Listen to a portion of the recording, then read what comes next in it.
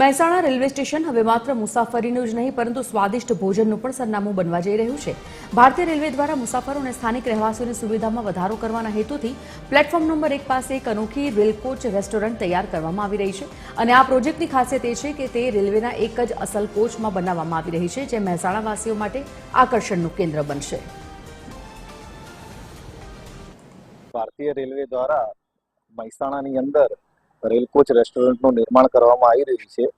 આ rail coach રેસ્ટોરન્ટની અંદર 50 થી 55 લોકોની બેઠક વ્યવસ્થા સાથે 24 કલાક ભોજન વ્યવસ્થા આપવામાં આવશે અને સાથે સાથે 7 એવા કિયોસ્ક બનાવ્યા છે, જેની અંદર નાનું મોટું ફૂડ અવેલેબલ રહેશે, જે પણ 24 કલાક માટે રહેશે અને સાથે સાથે બાળકો અને વૃદ્ધો માટે સારી એવી બેઠક વ્યવસ્થા તથા મહિલાઓ માટે બી સારી એવી વ્યવસ્થા આપણે લોકો અહીંયા કરવાના છીએ।